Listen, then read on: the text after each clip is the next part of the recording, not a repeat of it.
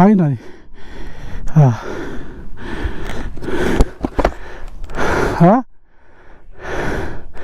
ఆగిపోయిందబ్బా. ఈ హైట్లో నా బండి ఆగిపోయింది.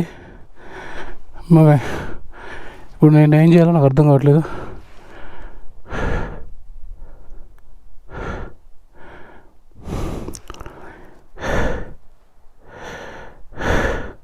ఇప్పుడు ఇక్కడ ఒక్క వెహికల్ కూడా రాదు హెల్ప్ చేద్దామంటే. వెంకట్,